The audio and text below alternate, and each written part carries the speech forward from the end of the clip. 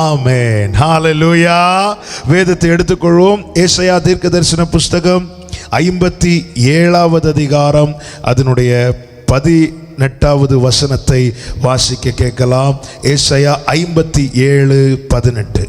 அவர்கள் வழிகளை நான் பார்த்து அவர்களை குணமாக்குவேன், அவர்களை நடத்தி திரும்பவும் அவர்களுக்கும் அவர்களிலே துக்கப்படுகிறவர்களுக்கும் ஆறுதல் அளிப்பேன். கரங்களை உயர்த்தி ஹalleluya.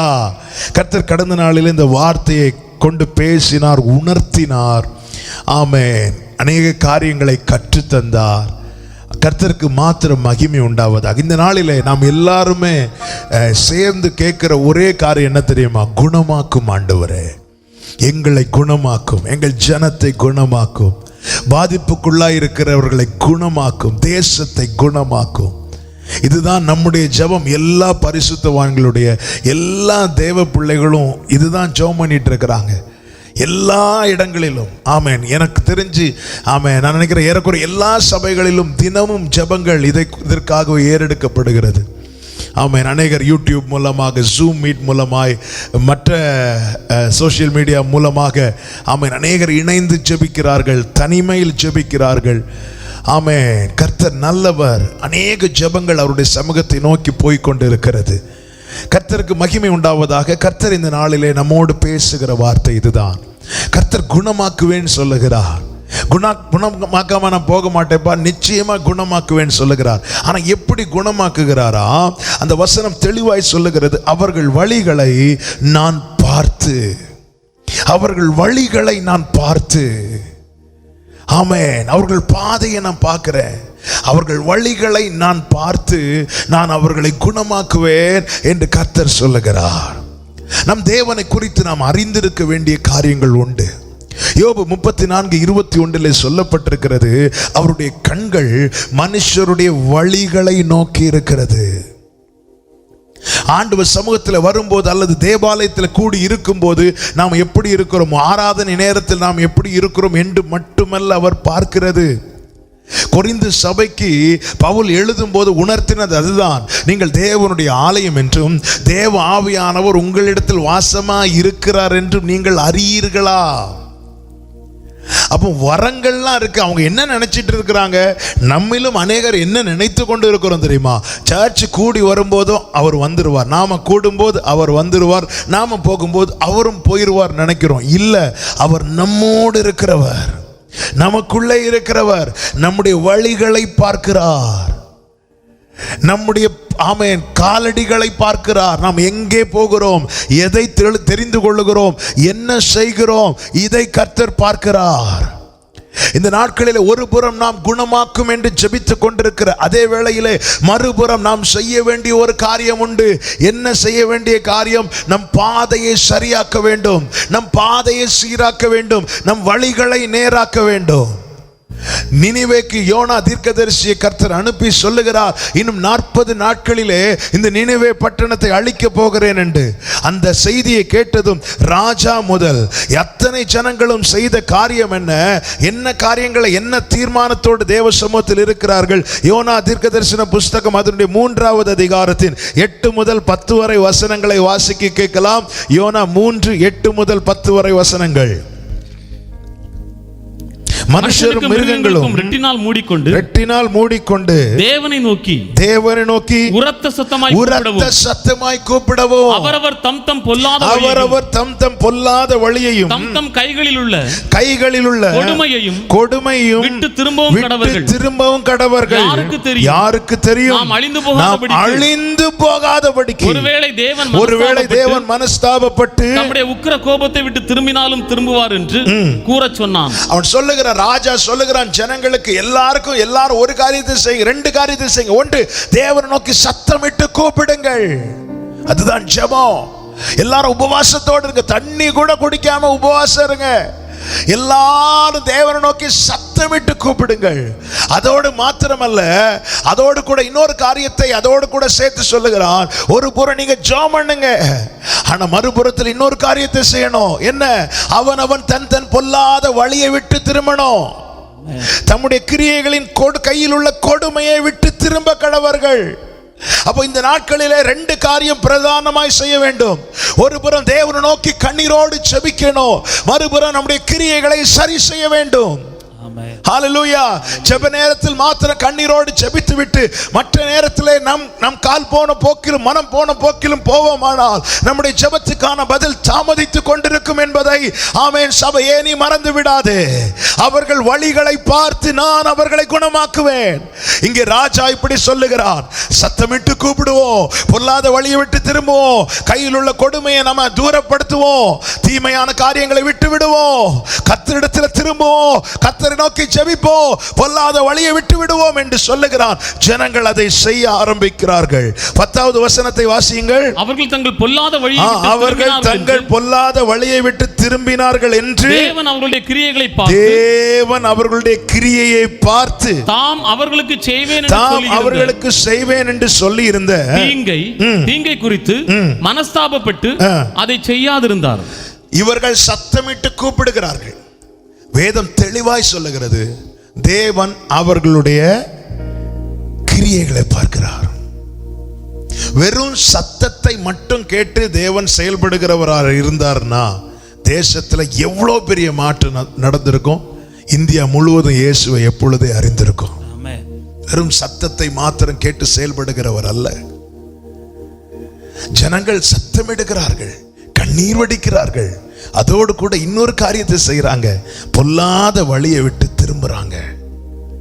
இந்த நாட்களில் தினம் நாம் ஜெபத்தை ஏறெடுக்கிறோம், நம்முடைய சபையின் மூலமா ஜெபிக்கிறோம், மற்றவங்க ஜெபம் பண்றாங்க, எல்லாரும் ஜெபம் பண்றோம், பர்சனலா ஜெபம் பண்றோம், ஆமென், சிலரோடு சேர்ந்து ஜெபிக்கிறோம். இப்படி அநேக ஜெபங்கள் நடக்கிறது. ஜெபத்தை நிறுத்திடக்கூடாது. ஜெபத்தை இன்னும் எவ்வளவு அதிகப்படுத்தணும். ஆனா அதோடு கூட அதே போல பிரதானமான இன்னொரு காரியம் உண்டு. என்ன? நாம் பொல்லாத வழிகளை விட்டு திரும்பணும். நாம் ஜெபிக்கும் போது அவர் நம்முடைய கூக்குரலை கேட்கிறவர் மாத்திரமல்ல, நம்முடைய வழிகளை பார்க்கிறார். நம்முடைய வழிகளை பார்க்கிறார். ஆகாபும் மனாசையும் தங்கள் செய்த அக்கிரமத்து நிமித்தம் ஆமென் மிகவும் சிறுமைப்பட்ட நாட்களிலே அவர்கள் தங்களை தாழ்த்தி கர்த்தரை நோக்கி கெஞ்சுறாங்க. ஆண்டவர் தீர்க்கதரிசியை கூப்பிட்டு சொல்றாரு, அவன் தாழ்த்துறத பாத்தியா, அவன் எப்படி ஜெபிக்கிறான் பாத்தியான்னு கேட்கல, அவன் எப்படி அவன் நிலைமையை மாத்தினான் பாத்தியா, அவன் சூழ்நிலையை மாத்தினான் பாத்தியா, அவன் தன்னை தாழ்த்தினதை பாத்தியா. ஆண்டவர் நம்முடைய கிரியைகளை பார்க்கிறார், நம்முடைய வழிகளை பார்க்கிறார். வழிகளை பார்த்து குணமாக்குகிற கர்த்தர். இந்த நாட்களிலே கர்த்தர் இந்த வார்த்தை தருவதின் நோக்கம் என்ன தெரியுமா? ஆமே, கர்த்தர் நம்மை உணர்த்தி நம்மை குணமாக்க விரும்புகிறார். கைகளை உயர்த்தி ஆமேன்னு சொல்லுங்க பார்க்கலாம். நல்ல கவனமா கேட்கணும் வார்த்தையை, ஒரு பிரசங்கமா கேட்க கூடாது. கர்த்தர் நம்மோடு கூட பேசுவாராக. ஆமென். சில காரியங்களை நான் உங்கள் மத்தியிலே சொல்லி ஜெபிக்க விரும்புகிறேன். எரேமியா 2வது அதிகாரத்திலே கர்த்தர் தீர்க்கதரிசியை கொண்டு பேசுகிற, வேதனையோடு பேசுகிற ஒரு வார்த்தை உண்டு. 2வது அதிகாரம் அதனுடைய 36வது வசனத்தை வாசிக்க கேட்கலாம். எரேமியா 2:36. நீ உன் வழியை மாற்றி மாற்றி இவ்வளவாய் விலகி போகிறது என்ன? அப்ப தேவன் பார்க்கிறார். திடீர்னு என் பிள்ளையா இருக்கிற, திடீர்னு பார்த்த உன்னை காணல. வேதம் நமக்கு என்ன கற்று தருகிறது? மேகம் போன்ற இத்தனை திரளான சாட்சிகள் சூழ்ந்திருக்க, பாரமான யாவையும் நம்மை சுற்றி நெருங்கி நிற்கிற பாவத்தையும் தள்ளிவிட்டு விசுவாசத்தை துவக்குகிறவரும் அதை முடிக்கிறவருமாயிருக்கிற இயேசுவை நோக்கி நமக்கு நியமித்த ஓட்டத்தை பொறுமையோடே ஆமென் ஓட கடவோம். அப்ப நமக்கென்று ஒரு பாதையை கர்த்தர் வைத்திருக்கிறார். அதிலே நம்ம ஓடணும். நம்மை அந்த வழியிலிருந்து விலக பண்ண பாரமானவைகளும் பாவமானவைகளும் நம்மை சுற்றி நெருக்கும் போது அவைகளை தள்ளிவிட வேண்டும். அவைகளை நம்மண்டை நெருங்க விடாதிருக்க பார்க்க வேண்டும். காரணம், அவைகள் நம்மண்டை வரும்போது, நம்மை நெருக்கும் போது நம் வழி மாறி போவதற்கு வாய்ப்பு இருக்கிறது. வழி மாறி போனால் இலக்கை அடைய முடியாது. ஆண்டவர் தம்மால் அழைத்து வரப்பட்ட இஸ்ரவேல் ஜனங்களை குறித்து வேதனையோடு சொல்லுகிறார், நீங்கள் வழியை மாற்றி மாற்றி இவ்வளவாய் விலகி போகிறது என்ன? ஏன் பாவம் வழியை மாற்றிட்டே இருக்கிற? இது 2வது அதிகாரத்தில் அதை குறித்து ஆண்டவர் சொல்லுகிற வார்த்தையை கேளுங்கள். ஆமென். 6வது வசனம் முதல் வாசியுங்கள். என்னை விட்டு தூரம் போய் மாயை பின்பற்றி வீணராய் போகிறதற்கு என்னிடத்தில் என்ன அநியாயத்தை கண்டாங்க? எப்போ என்னை விட்டு என்னை விட்டு தூரம் போனார்களாம். அடுத்த வசனத்தை வாசிங்க. 7வது வசனம். செழிப்பான தேசத்தின் நன்மையும் சாப்பிடும்படி கனியும் நன்மையும் சாப்பிடும்படிக்கு நான் உங்களை அவ்விடத்துக்கு அழைத்து கொண்டு வந்தேன். ஆனாலும் நீங்கள் அதற்குள்ளே பிரவேசித்த போது, அந்த நன்மைக்குள்ளே பிரவேசித்த போது, அந்த ஆசீர்வாதத்துக்குள்ளே பிரவேசித்த போது என் தேசத்தை தீட்டுப்படுத்தி என் சுதந்திரத்தை அருவருப்பாக்கினீர்கள். அப்படியே 17வது வசனத்தை வாசியுங்கள். உன் தேவனாகிய கர்த்தர் உன்னை வழியிலே நடத்தி கொண்டு போகும் காலத்தில் நீ அவரை விட்டு போகிறதினால் அல்லவோ நேரிடப் பண்ணினாய். நல்ல கவனமா கேளுங்க. வனாந்திரத்திலே கூடவே நடக்கிறாங்க. ஆனா நன்மையை ஆசீர்வாதமான இடத்துல கொண்டு வந்து விட்டதும் அவரை விட்டு போறாங்க. நம்ம அநேகருடைய பிரச்சனை இதுதான். வனாந்திரம் மாறு மட்டும் அவர் கூட இருப்போம், வனாந்திரம் மாறினதும் அவரை விட்டு போய்விடுவோம். ஒரு நெருக்கம் மாறுறது வரைக்கும் அவர் சமூகத்தையே நாடுவோம், நெருக்கம் மாறினதும் அவரை விட்டே போய்விடுவோம். இஸ்ரவேல் ஜனங்களுடைய பிரச்சனை அதுதான். அந்த பிரச்சனை தான் இன்றைக்கும் தேவ ஜனங்கள் அதை செய்து கொண்டிருக்கு. நமக்கு ஒரு நம்முடைய வழிகளை நாம் ஆராய்ந்து பார்க்கணும். ஆகாய் தீர்க்கதரிசியை கொண்டு கர்த்தர் எழுதினது அதுதான். உங்கள் வழிகளை சிந்தித்து பாருங்கள். நாம் உண்மையில ஒவ்வொரு நாளும் அவரோடு நடக்கிறோமா? நம்ம அநேகருடைய பிரச்சனை என்னன்னா, ஒரு வனாந்திரமான சூழ்நிலை வரும்போது ஆண்டவரே நீரே போதும், வேறே வேண்டாம் அப்படின்னு சொல்லிட்டு அவர் கூடவே போவோம். அந்த வனாந்திரம் விசாலமாய் மாறும்போது, அந்த நெருக்கம் விசாலமாய் மாறும்போது, வனாந்திரம் செழிப்பாய் மாறும்போது, ஜெபத்துக்கான பதில் கிடைக்கும் போது, கண்ணீர் களிப்பாய் மாறும்போது, அப்படியே கொஞ்சம் கொஞ்சமா ஆண்டவரை விட்டு போயிடுவோம். திரும்ப ஒரு நெருக்கம் வரும்போது திருப்பி அவர்கிட்ட வருகிறோம், திருப்பி அந்த நெருக்கம் மாறும்போது திருப்பி அவரை விட்டு போகிறோம். வாழ்க்கையில நெருக்கம் வரும்போது, வியாதி வரும்போது, பிரச்சனை வரும்போது மாத்திரம் அவரண்டை வருகிறோம். இவைகள் விசாலமாகும் போது, இவைகள் மாறும்போது அப்படியே அவரை விட்டு போகிறோம். இதைதான் ஆண்டவர் சொல்லுகிறார், நீ உன் வழியை மாற்றி மாற்றி இவ்வளவா என்னை விட்டு விலகி போக காரணம் என்ன?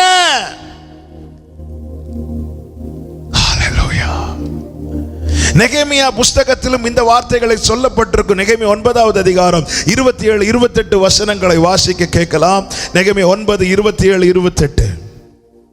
Thank you Holy Spirit. Jesus. ஆகையால் நெருக்குகிற அவர்கள் சத்துருக்களின் கையில் ஒப்புக் கொடுக்கையில், அவர்கள் நெருக்கம் அனுபவிக்கிற காலத்தில் அவர்கள் உம்மை நோக்கி கூப்பிடுகிற போதோ பரலோகத்திலிருந்து கேட்டு மிகுந்த இரக்கத்தினாலும் அவர்களை அவர்கள் சத்துருக்களின் கைக்கு நீங்களாக்கி விடுகிற இரட்சகர்களை அவர்களுக்கு கொடுத்தீர். அவர்களுக்கு இளைப்பாறுதல் உண்டான போதோ உமக்கு முன்பாக மறுபடியும் பொல்லாப்பு செய்ய தொடங்கினார்கள். ஆகையால் அவர்கள் சத்துருக்கள் அவர்களை ஆளும்படி அவர்கள் கையில் ஒப்புவித்தீர். அவர்கள் மனம் திரும்பி உம்மை நோக்கி கூப்பிட்ட போதோ நீர் கேட்டு அவர்களை உம்முடைய இரக்கத்தின்படி அநேகந்தரம் விடுதலையாக்கி விட்டீர். நெருக்கம் வரும்போது கூப்பிடுவாங்க, இளைப்பாறுதல் உண்டாகும் போது மீண்டும் பொல்லாப்பு செய்ய தொடங்கினார்களாம். நம்முடைய வழிகளை ஆராய்ந்து பார்ப்போம், நம்முடைய வழிகளை சிந்தித்து பார்ப்போம், நம்முடைய வழிகளை திரும்பி பார்ப்போம். இந்த அனுபவத்தில் இருப்போமானால் கர்த்தர் இந்த நாளிலே சொல்லுகிறார், உங்கள் வழிகளை நீங்கள் சிந்தித்து பாருங்கள், நான் உங்கள் வழிகளை பார்க்கிறேன். நெருக்கம் வரும்போது, பிரச்சனை வரும்போது, வியாகுலம் வரும்போது, வியாதி வரும்போது, போராட்டம் வரும்போது, ஆண்டவரே தஞ்சம் என்று அவரிடத்தில் வருகிறது. அதிலிருந்து விசாலமாகும் போது, ஒரு விசாலம் கிடைக்கும் போது, ஒரு விடுதலை கிடைக்கும் போது ஆண்டவர் விட்டு தூரம் போகிறது. ஹல்லேலூயா. இஸ்ரவேலர்கள் எகிப்திலே நெருக்கம் அனுபவித்த நாட்களிலே ஒருவனும் எகிப்து கொத்த எந்த காரியத்தையும் விரும்பல. அந்த நெருக்கத்திலிருந்து விசாலத்தில் கொண்டு வந்தபோது எகிப்தில் எங்களுக்கு அது இருந்துச்சு, இது இருந்துச்சு, அப்படி இருந்துச்சு, எகிப்திலே இருந்தா நல்லா இருக்குமே என்று சொல்லி எகிப்து குத்த காரியங்களை நாட ஆரம்பித்தார்கள். வழிகளை பார்த்து குணமாக்குவேன். காலேபை குறித்து கர்த்தர் சொன்ன வார்த்தை என்ன தெரியுமா?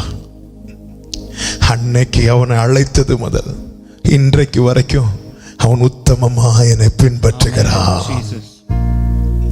ஒரு பிரச்சனை வரும்போது என்கிட்ட வருகிறவனாகவும், பிரச்சனை மாறினது என்னை விட்டு போகிறவனாகவும் இல்ல. இந்த யோசுவாவும் காலேபும் அப்படிப்பட்டவர்கள் அல்ல.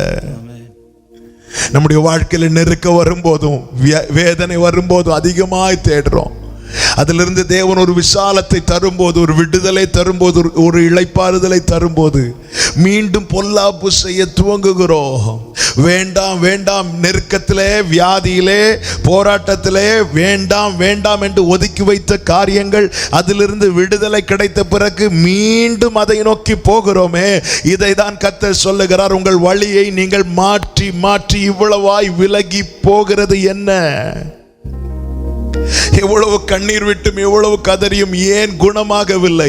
கர்த்தர் வழிகளை பார்க்கிறார்.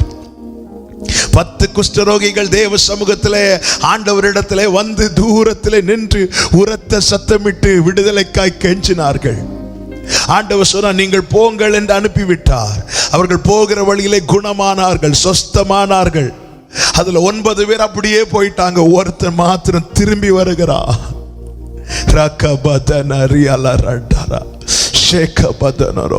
திரும்பி வந்தபோது அவரை மகிமைப்படுத்துகிறார். ஆண்டவராக இயேசு கிறிஸ்து கேட்கிறார், குணமாக்கப்பட்டவர்கள் 10 பேர் அல்லவா, மீதி 9 பேர் எங்கே? அதன் அர்த்தம் என்ன? கர்த்தரிடத்திலிருந்து நன்மையை பெற்ற ஒவ்வொருவரும் அவருடைய வழியிலே நிற்க வேண்டும் என்று அவர் விரும்புகிறார். வழியை பார்க்கிறார். ஹalleluya, ஹalleluya. இந்த நாட்களிலே கர்த்தாவே எங்கள் வழிகளை சீர்படுத்துவீராக, ஸ்திரப்படுத்துவீராக. என் காலடிகள் ஆண்டவரை வழுவாதபடிக்கு உம்முடைய வழியிலே அதை நிலைநிறுத்துவீராக, ஸ்திரப்படுத்துவீராக. வேதத்தில் ஒரு வார்த்தை இருக்கிறது, எசேக்கியா ராஜாவை குறித்து சொல்லப்பட்ட வார்த்தை. 2 நாளாகமம் 32வது அதிகாரம். அவன் மரணத்துக்கு ஏதுவான வியாதியா இருந்தபோது கர்த்தரை நோக்கி விண்ணப்பம் பண்ணினான், கர்த்தரை நோக்கி கண்ணீர் வடித்தான். அப்பொழுது தீர்க்கதரிசியை கொண்டு கர்த்தர் சொன்னார், கர்த்தர் உன் ஆயுசோட 15 வருடத்தை கூட்டுவார் என. அப்படி அவனுக்கு ஜீவன் கிடைத்தது. அவன் நாட்களோட 15 வருடம் கூட்டி கொடுக்கப்பட்டது. ஆனால் வேதம் சொல்லுகிறது 2 நாளாகமம் 32வது அதிகாரம் 25வது வசனம். எசேக்கியா தனக்கு செய்யப்பட்ட உபகாரத்துக்கு எசேக்கியா தனக்கு செய்யப்பட்ட உபகாரங்களுக்கு தக்கதாய் நடவாமல் மனமேட்டிமையானான். ஆகையால் அவன் மேலும் யூதாவின் மேலும் எருசலேமின் மேலும் கடும் கோபம் உண்டது. எசேக்கியா தனக்கு செய்யப்பட்ட உபகாரத்துக்கு தக்கதாய் நடவாமல் மனமேட்டிமையானான். அது நிமித்தம் அவன் மேல மட்டும் இல்ல, யூதாவின் மேல, எருசலேமின் மேல கடும் கோபம் உண்டது. இந்த வார்த்தை நமக்கு ஒரு பெரிய எச்சரிப்பை தருகிறது. என்ன எச்சரிப்பு? அவரிடத்திலிருந்து நன்மையை பெற்றவர்கள், அவர் செய்த நன்மைக்கு, அவர் செய்த உபகாரத்துக்கு தக்கதாய் நடக்கவில்லை என்றால், ஆமென், அது மனமேட்டிமையிலே கொண்டு போய்விடும். அது தேவ கோபத்துக்கு உள்ளாக்கும். ஒருவன் மனமேட்டுமையானது நிமித்தம், நன்மையை பெற்ற ஒரு ராஜா உபகாரத்துக்கு தக்கதாய் நடவாதது நிமித்தம் அந்த பட்டணத்தின் மேலேயே தேவ கோபம் உண்டுதான். ஹalleluya. ஆமென். தேவன் செய்த நன்மைகளை திரும்பி பாருங்கள். உபகாரத்துக்கு தக்கதாய் நடக்கிறோமா? நெருக்கப்படுகிற நாட்களில் சங்கீதக்காரன் சொல்லுகிறார், நான் ஆண்டவரே என் வாயினால் சொன்ன பொருத்தனைகளை நான் நிறைவேற்றுவேன் என்று.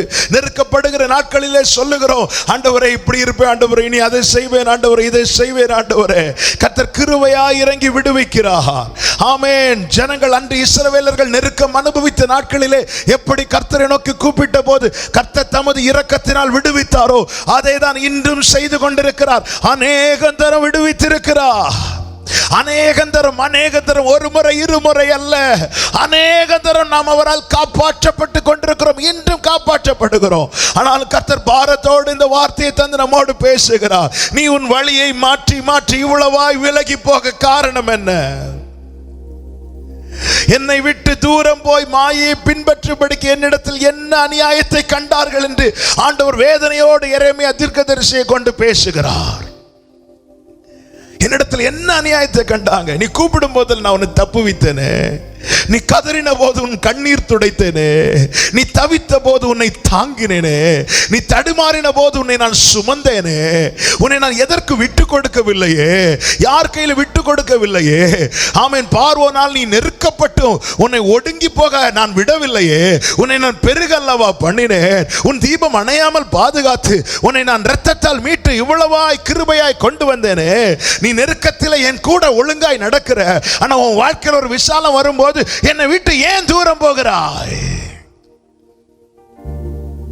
ஆசீர்வாதத்துக்குள்ள பிரவேசித்தது ஆண்டவர் விட்டுட்டு ஓடுறது. ஜீசஸ் வழியை மாற்றக்கூடாது. எசேக்கியா ராஜா உபகாரங்களுக்கு தக்கதாய் நடக்கவில்லை. எசேக்கியா ராஜா உபகாரங்களுக்கு தக்கதாய் நடக்கவில்லை. அப்படி என்றால் அவன் என்ன செய்யவில்லை தெரியுமா?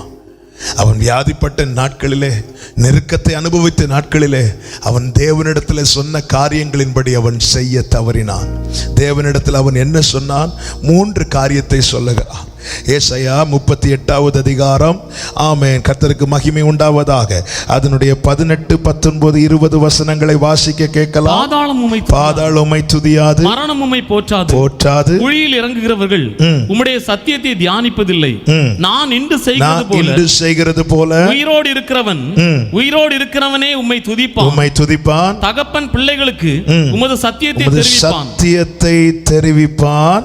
கர்த்தர் என்னை ரட்சிக்க வந்தார், ஆகையால் எங்கள் ஜீவனாலெல்லாம் கர்த்தருடைய ஆலயத்திலே என் கீத வாத்தியங்களை வாசித்து பாடுவோம் என்று எழுதி வைத்தான். முதல் காரியம் என்ன தெரியுமா? உயிரோடு தேவனே நீர் என்னை வைத்திருக்கிறது நான் உம்மை துதிப்பதற்காக. என்னைக்கு? வாரத்துக்கு ஒரு நாளா இல்ல, ஜீவ நாட்கள் எல்லாம். தாவீது சொல்லுகிறார், நான் உயிரோடு இருக்க மட்டும் உம்மை துதிப்பேன், நான் உம்மை பாடுவேன், நான் உள்ளளவு உம்மை கீர்த்தனம் பண்ணுவேன். மரித்தவர்களும் மௌனத்தில் இறங்குகிறவர்களும் கர்த்தரை துதியார்கள். ஆண்டவரே, இன்னைக்கு நான் சில சுவாசம் வைத்திருப்பது எதுக்கு தெரியுமா? அவரை துதிக்கிறதுக்கு. நான் டெய்லி துதிப்பேன் ஆண்டவரே. ஜீவனுள்ள நாளெல்லாம் கர்த்தருடைய ஆலயத்தில் கீத வாத்தியங்களை வாசித்து பாடுவோம். 2வது காரியம் என்ன? 18வது வசனத்தில் சொல்றார் பாருங்க. ஆமென். குழியில் இறங்குகிறவர்கள் உம்முடைய சத்தியத்தை தியானிப்பதில்லை.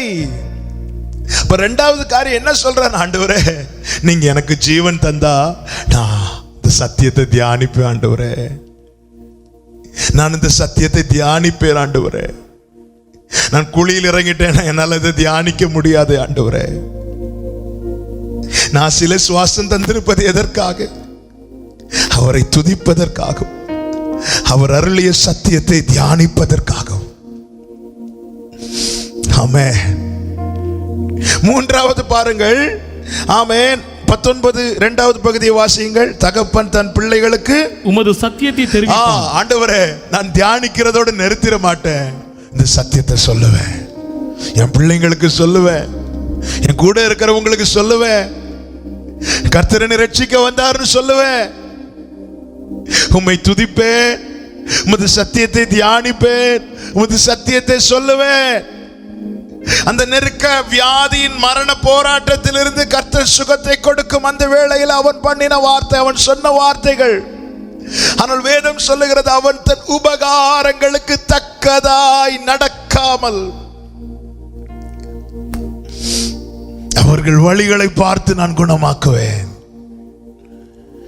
தேவன் செய்த உபகாரங்களுக்கு தக்கதாய் நடக்கிறோமா? ஒவ்வொரு நாள் காலையில் எழும்பும் போது காலை தோறும் அவருடைய கிருபை புதிதாய் இருக்கிறது. ஆண்டவரே ஸ்தோத்திரம் அப்பான்னு சொல்லி மனதார துதிக்கிறோமா? அப்பா நன்றி, ஸ்தோத்திரம் ஆண்டவரே. ஹல்லேலூயா, ஹல்லேலூயா. கர்த்தரை பாடி கீர்த்தனம் பண்ணணும். மரித்தவர்களை மௌனத்தில் இறங்குகிறவர்கள் அதை செய்ய முடியாது. கர்த்தர் ஒவ்வொரு நாளையும் கிருபையாய் காண செய்கிறார். இயேசுவின் நாமத்திலே சொல்லுகிறேன், நல்ல கவனமா கேளுங்க. ஒவ்வொரு நாள் இந்த நாட்களில், இந்த விசேஷமா இந்த காலத்துல ஒவ்வொரு நாள் கண் விழிப்பது கூட உண்மையிலே உண்மையிலே தேவனுடைய சுத்த கிருபை. ஆமென். இதை ஒரு நாள் மறந்துடக்கூடாது. எத்தனை பேர் கேட்கிற செய்தி நமக்கு தெரிந்தவர்கள், அறிமுகமானவர்கள். ஏன்னா இப்படி செய்திகள் கேட்கும் போது ஆமென் தாங்க முடியல. ஒவ்வொரு நாளும் கிருபையா காண செய்திருக்கிற ஆண்டவருக்கு எவ்வளவு நன்றி செலுத்த வேண்டும் தெரியுமா? ஹல்லேலூயா. தீங்கொன்றும் அணுகாமல் தீபம் அணையாமல் திருக்கரம் கொண்டென்னை ஆதரித்தீர். எவ்வளவு நல்ல தேவன். இங்கே சொல்லுகிற ஆண்டவரே, நீங்க எனக்கு ஜீவன் தந்தீங்கன்னா நான் டெய்லி உங்களை துதிப்பேன் ஆண்டவரே. உங்க சத்தியத்தை நான் தியானிப்பேன் ஆண்டவரே. குழியில இறங்க நான் தியானிக்க முடியாதுப்பா, எனக்கு இதை இன்னும் தியானிக்கணும் ஆண்டவரே. இதை தியானித்து எனக்கு ஆண்டவர் இன்னும் தியானிக்கணும். நான் தியானிப்பேன் ஆண்டவரே.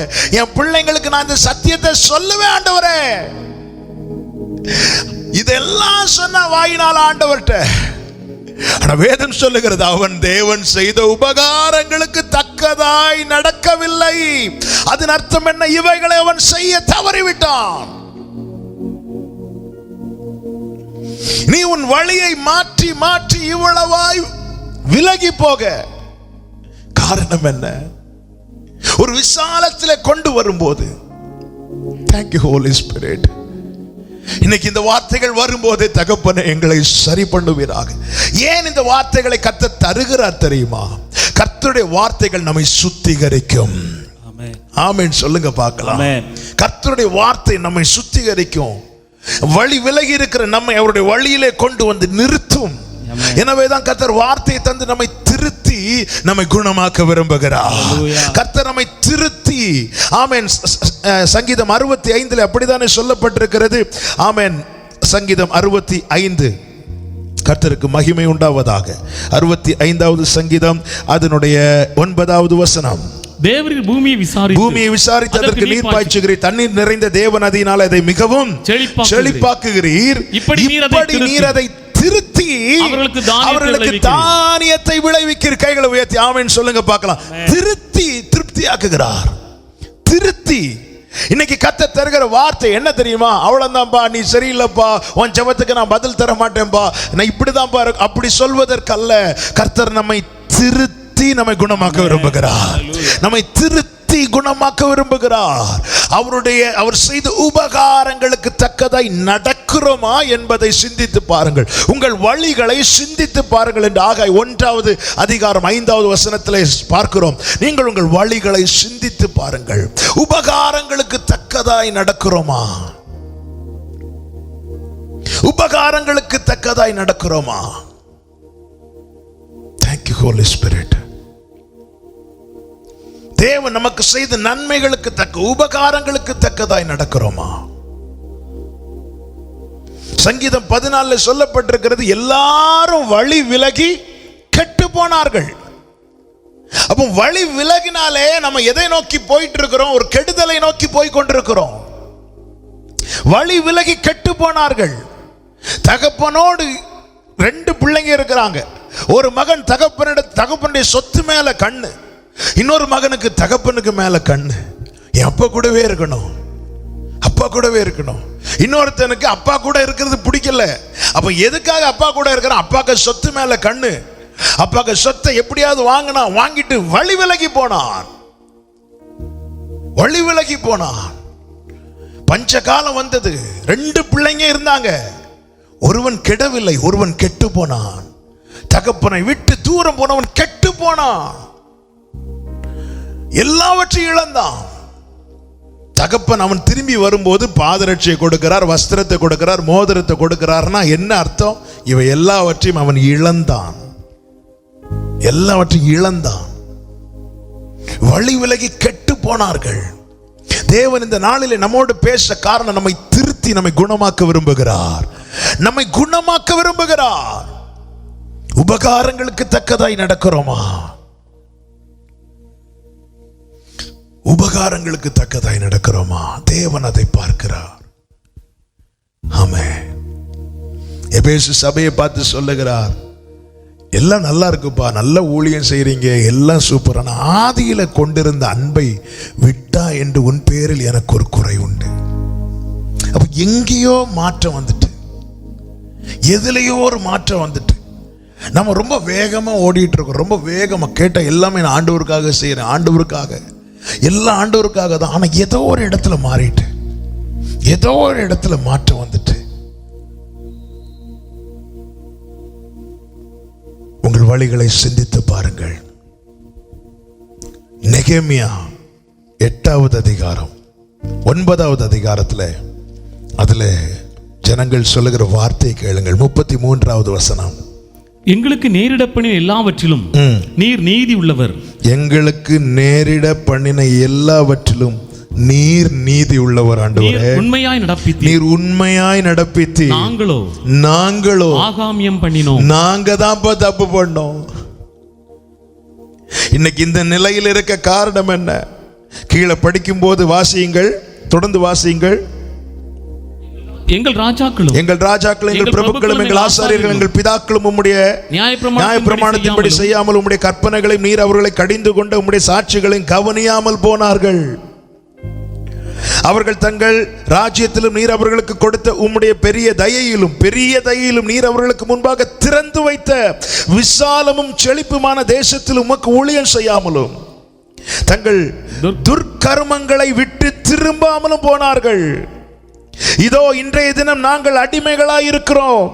இதோ பலனையும் நன்மையும் அனுபவிக்கும்படி நீர் எங்கள் பிதாக்களுக்கு கொடுத்த தேசத்தில் தானே அடிமைகளாய் இருக்கிறோம்.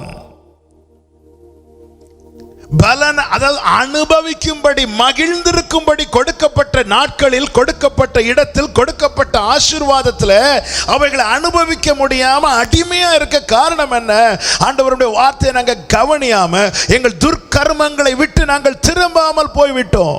எவ்வளவு ஆசீர்வாதங்களை வைத்திருக்கிறீர், எவ்வளவு கிருபையாய் ஒவ்வொரு நாட்களின் தேவன் நமக்கு ஈவாய் தருகிறது அல்லவா? ஏன் நம்மால் மகிழ முடியவில்லை? பலனையும் நன்மையும் அனுபவிக்கும்படி தேவன் தந்த நாட்களில், தேவன் தந்த இடத்திலே, தேவன் தந்த சூழ்நிலையிலே இப்பொழுது அடிமையா இருக்கிற நிலைமை, கட்டப்பட்டிருக்கிற நிலைமை. ஆமா, அனுபவிக்கிறவர்களா இருக்கிறோமா, அடிமைகளா இருக்கிறோமா? இங்கே உணர்வுள்ளவர்களாய் உணர்த்தப்பட்ட போது நெகேமியா உட்பட தேவ பிள்ளைகள் தேவ சமூகத்திலிருந்து கெஞ்சுறாங்க, தேவன் நீர் நீதி உள்ளவர், எங்களுக்கு நேரிட பண்ணின எல்லாவற்றிலும் நீர் ஆண்டவர் நீதி உள்ளவர். ஆண்டவர் நீங்க ஒரு அநியாயம் எங்களுக்கு செய்யலப்பா. ஆண்டவர் ஒரு நாளும் ஒரு அநியாயம் செய்ய மாட்டார். ஆமென். செம்மையாய் நடக்கிறவனுக்கு அவர் நன்மையை வழங்காதிரார். ஹல்லேலூயா. நாம் உணர்வுள்ளவர்களாய் தேவ சமூகத்திலே நாம் திரும்ப வேண்டியது அவசியமாய் இருக்கிறது. நன்மை அனுபவிக்கும்படி தேவன் கொடுத்த நாட்கள், பலனை அனுபவிக்கும்படி தேவன் கொடுத்த நாட்கள், நம்மால் அது முடிகிறதா? இங்கே சொல்லுகிறார்கள், பலனையும் நன்மையும் அனுபவிக்கும்படி நீர் கொடுத்த தேசத்தில் நாங்க இப்ப அடிமையா இருக்கிறோம். காரணம் என்ன? 37வது வசனம். எங்கள் பாவங்கள் நிமித்தம் நீர் எங்கள் மேல் வைத்த ராஜாக்களுக்கு திரளாய் போகிறது. அவர்கள் தங்களுக்கு இஷ்டமானபடியே எங்கள் சரீரங்களையும் எங்கள் மிருக ஜீவன்களையும் ஆளுகிறார்கள். நாங்கள் மகா இக்கட்டில் அகப்பட்டிருக்கிறோம். எங்கள் பாவங்கள் நிமித்தம், எங்கள் துர்க்கர்மங்கள் நிமித்தம், பொல்லாத வழிகளை விட்டு திரும்பாதது நிமித்தம், எங்கள் கிரியைகளை நாங்கள் சரி செய்யாதது நிமித்தம், எங்கள் கிரியைகளை நாங்கள் திருத்தி கொள்ளாதது நிமித்தமே இப்படி வந்தது. ஆண்டவரே, எங்களுக்கு நேரிட பண்ணின எல்லாவற்றிலும் நீர் நீதி உள்ளவர், நீர் உண்மையாய் நடப்பித்தீர், நாங்களோ ஆகாமியம் பண்ணினோம். உங்கள் வழிகளை சிந்தித்து பாருங்கள். கர்த்தர் இந்த நாளில் நம்மோடு பேசிக் கொண்டிருக்கிறார். ஹல்லேலூயா. வழியை மாறி மாறி இந்த வார்த்தை வரும்போதே ஒரு தீர்மானம் எடுங்க. என்ன ஆண்டவரே, ஹல்லேலூயா, வாழ்ந்திருந்தாலும் தாழ்ந்திருந்தாலும், நெருக்கத்தில் இருந்தாலும் விசாலத்தில் இருந்தாலும் உம்மை விட்டு விலக மாட்டேன் ஆண்டவரே. கிருபையா இறங்கும் ஆண்டவரே.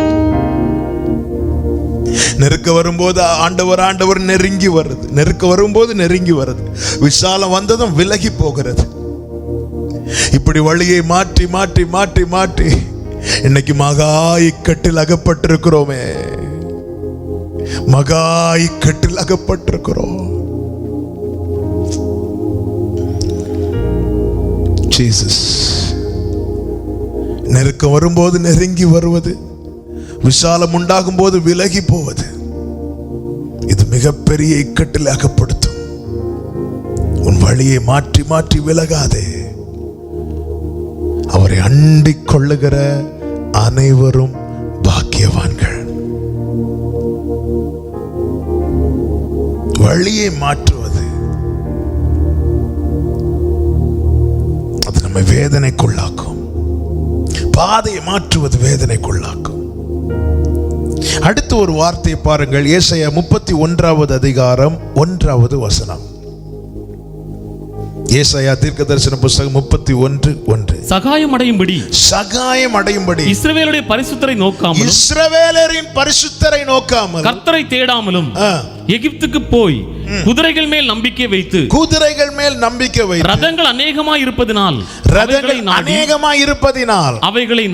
அவைகளை நாடி குதிரை வீரர் மகா பலசாலிகளாய் இருப்பதினால் அவர்களை நம்பிக்கொண்டிருக்கிறவர்களுக்கு ஐயோ.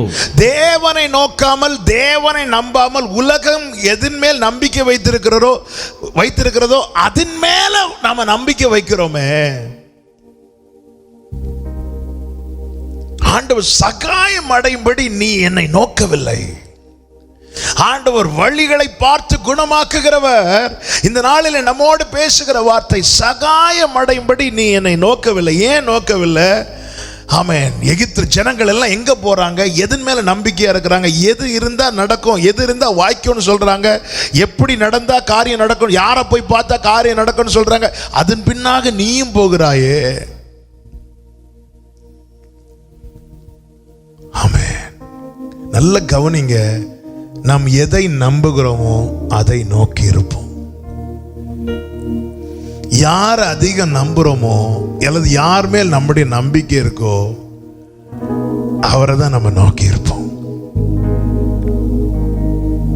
என் ஆத்துமா தேவனை நோக்கி அமர்ந்திருக்கிறது. நான் நம்புகிறது அவராலே வரும். எனக்கு நம்பிக்கை அவர் மேல இருக்கிறதுனால என் ஆத்துமா தேவனை நோக்கி அமர்ந்திருக்கிறது. இந்த நாளில கர்த்தர் நம்முடைய வழிகளை பார்க்கிறார். பார்த்து சொல்லுகிறார், என்னை நோக்கவில்லை, சகாயம் அடையும்படி என்னை நோக்காமல். இயேசு கிறிஸ்து சீஷர்கள் சேர்ந்து படகிலே மறுகரைக்கு போக பயணிப்பார்கள். இயேசு கப்பலின் பின்னணியத்தில் தலையணை வைத்து தூங்கி கொண்டிருப்பார். அவர் மனுஷகுமாரனா இந்த பூமியிலே இறங்கி வந்து ஊழியம் செய்த நாட்களில் இது நடந்தது. கடல் கொந்தளிக்க ஆரம்பிச்சதும், காற்று பலமா வீச ஆரம்பிச்சதும் இவங்க உடனே போய் இயேசுவை எழுப்பல.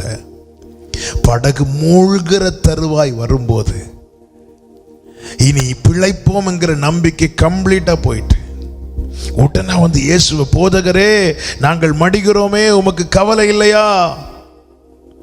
மத்தேயு 8வது அதிகாரம் 24, 25, 26 வசனங்களை பார்த்தா தெரியும்.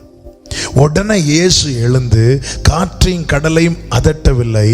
முதலாவது அவர் எதை அதட்டினார் தெரியுமா? 26வது வசனத்தை வாசியுங்கள். அதற்கு அவர், அற்ப விசுவாசிகளே ஏன் பயப்படுகிறீர்கள் என்று சொல்லி எழுந்து காற்றையும் கடலையும் அதட்டினார்.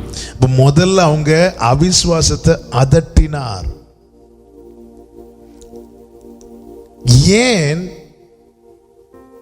அவர்கள் நாங்க மூழ்கிறோம், நம்ம சாக போறோம். முந்திர வசனத்தை வாசிங்க, 25வது வசனம். அப்பொழுது அவருடைய சீஷர்கள் வந்து அவரை எழுப்பி, ஆண்டவரே எங்களை ரட்சியும், மடிந்து போகிறோம் என்றார்கள். எப்படி சொல்றாங்க பாருங்க, ஆண்டவரே எங்களை காப்பாத்துங்க, ஆண்டவரே மடிந்து போகிறோம். அப்போ நல்ல கவனிங்க. படகு மூழ்கிற தருவாய் வந்தபோது அவர்கள் நினைத்து விட்டார்கள் இதோடு முடிய போகுது. காரணம் என்ன? நம்பிக்கையை போட்டு மேல வச்சிருந்தாங்க. நம்பிக்கையை போட்டு மேல வச்சிருந்தாங்க. தேவன் நமக்கு நன்மையாய் அநேக காரியங்களை தருகிறார், நம்மை ஆசீர்வதிக்கிறார். ஆனா பல நேரத்தில் நம்ம பண்ற தப்பு என்ன? நம்பிக்கையை நம்ம அது மேல வைக்கிறோம். நம்பிக்கையை அவைகளின் மேல வைக்கிறோம். இந்த பூமியில காணப்படுகிறவைகள் எல்லாமே அனித்தியமானவைகள். அனித்தியம் என்றாலே மாயை. வானத்துக்கு கீழே பூமிக்கு மேல எல்லாமே மாயை. மாயை என்பது ஒரு நாளில் மாய்ந்து போய்விடும். நம்ம அதை பற்றி கொண்டிருப்போம் என்றால் திடீர்னு காணாம போயிடும். உங்கள் நம்பிக்கை கர்த்தர் பேரில் இருப்பதாக.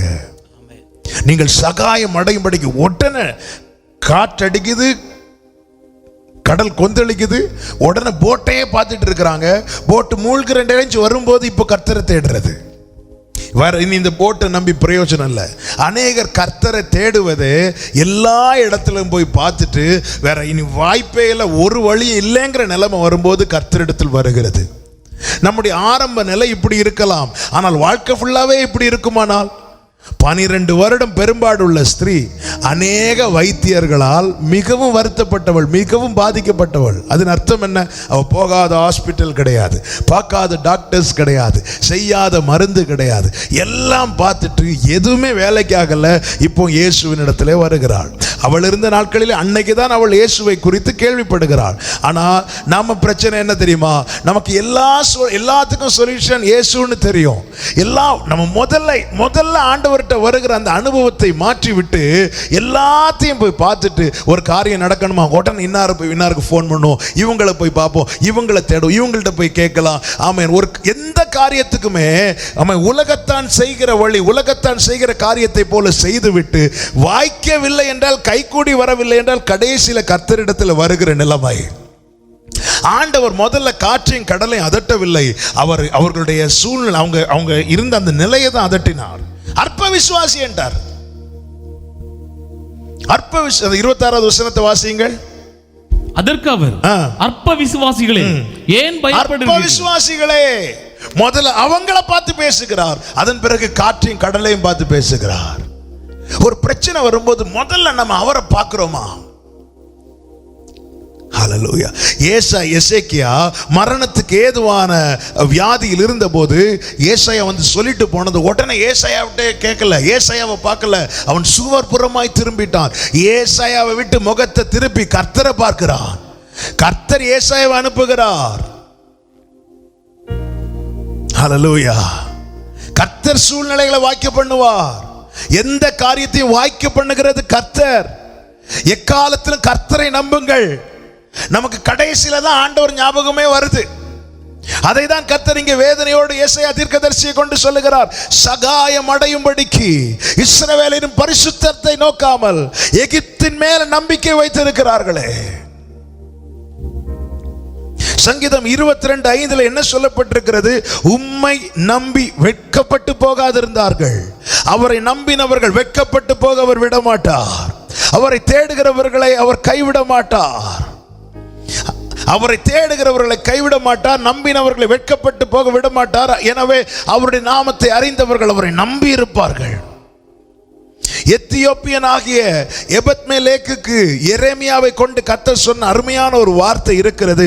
எரேமியா 39வது அதிகாரம் அதனுடைய 18வது வசனத்தை வாசிக்க கேட்கலாம். எரேமியா 39:18. உன்னை நிச்சயமாக விடுவிப்பேன். உன்னை நிச்சயமாக விடுவிப்பேன். பட்டயத்துக்கு இரையாவதில்லை. நீ பட்டயத்துக்கு இரையாவதில்லை. நீ என்னை நம்பினபடியினால். நீ இந்த வார்த்தையை நல்ல கவனிங்க. ஏன் உன்னை விடுவிப்பேன் தெரியுமா? ஏன் உன்னை பட்டயத்துக்கு இரையாக்க விட மாட்டேன் தெரியுமா? இந்த சூழ்நிலைக்கு நான் ஏன் உன்னை விட்டு கொடுக்க மாட்டேன் தெரியுமா? நீ என்னை நம்பினபடியால் உன் பிராணன் உனக்கு கிடைத்த கொள்ளை பொருளை போல் இருக்கும் என்று கர்த்தர் சொல்லுகிறார். கைகளை உயர்த்தி ஆமென் சொல்லுங்க. ஆண்டவர் அதுல எதை பார்த்து இப்படி ஒரு அவனுக்கு ஜீவனை கொடுக்க காரணம் என்ன தெரியுமா? நீ என்னை நம்பினல்ல, நீ என்னை நம்பிட்டல்ல, நீ என்னை நம்பினபடியா. கர்த்தரை நம்புங்கள். வேதம் சொல்லுகிறது, உம்மை உறுதியாய் பற்றி கொண்ட மனதை உடையவன் உம்மையே நம்பி இருக்கிறபடியால் நீர் அவனை பூரண சமாதானத்துடன் காத்துக்கொள்வேன். கர்த்தர் நம்முடைய வழிகளை பார்க்கிறார். ஒரு காரியம் வரும்போது, ஒரு நெருக்கம் வரும்போது முதலாவது நாம் யாரை நோக்குகிறோம்? கர்த்தரை தேடலைன்னு சொல்லல, ஆனா முதலாவது நாம் யாரை பார்க்கிறோம்? ஒரு பிரச்சனை என்னதான் எடுத்ததும் போன்ல கை வைக்கிறோமா இல்ல முழங்கால் போடுறோமா?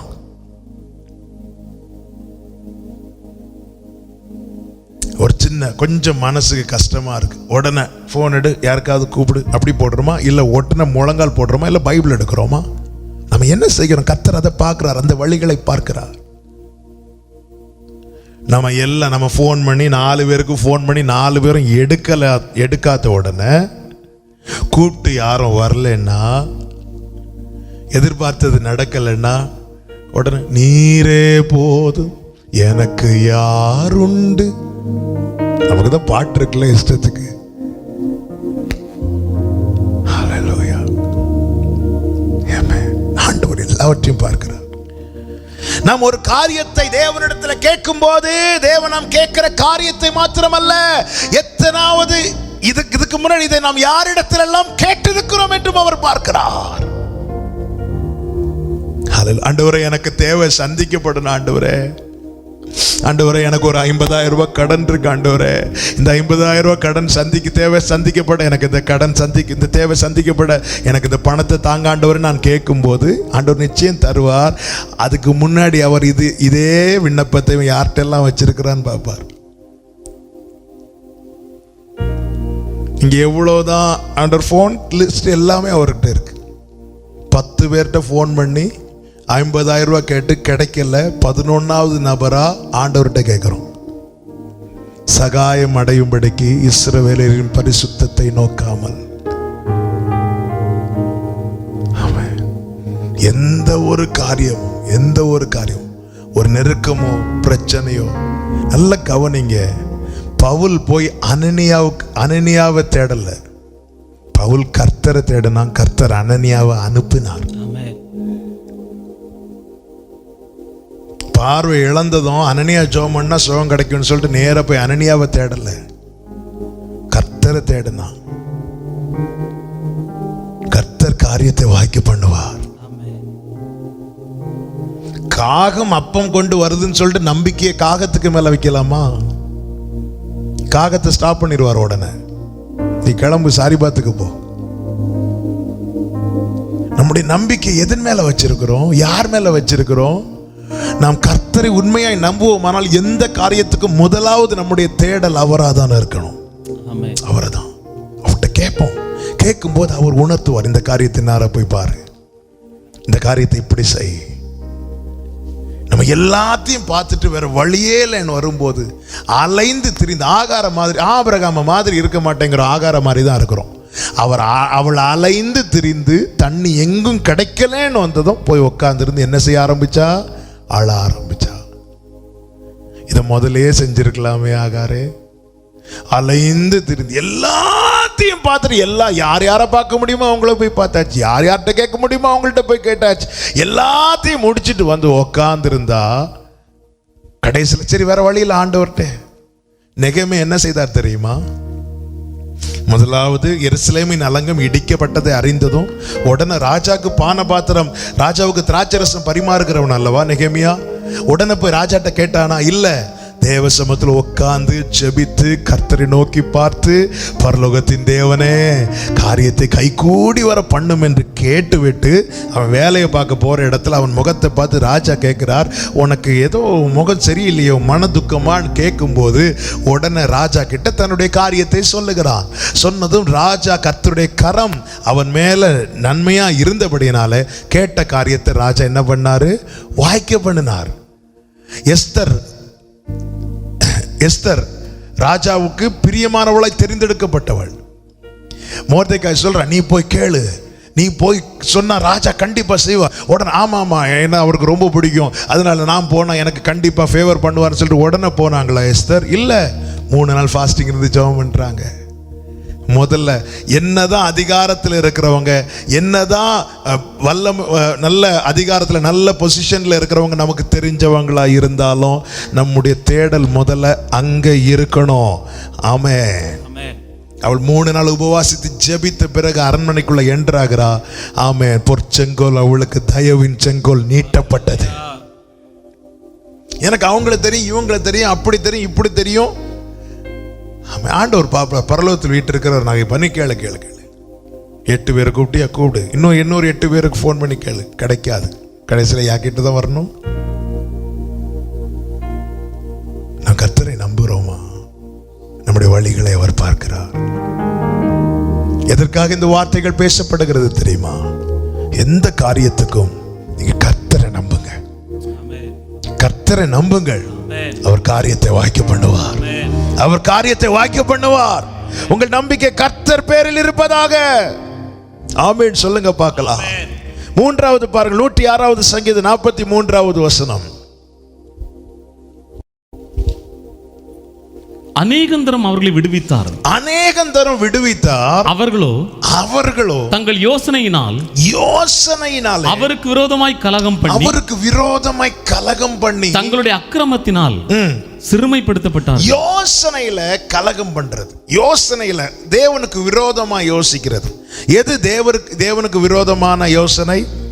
ரோமர் 8:7 சொல்லப்பட்டிருக்கிறது, மாம்ச சிந்தை தேவனுக்கு விரோதமான பகை. அப்ப மாம்சீகமா யோசிக்கிறது, எந்த காரியத்தையுமே மாம்சீகமா யோசித்தோன்னா அது நம்ம தேவனுக்கு விரோதமான யோசனையாய்தான் போய் முடியும். இதை நல்லா புரிஞ்சுக்கணும். மாம்ச சிந்தையே தேவனுக்கு விரோதமான பகை.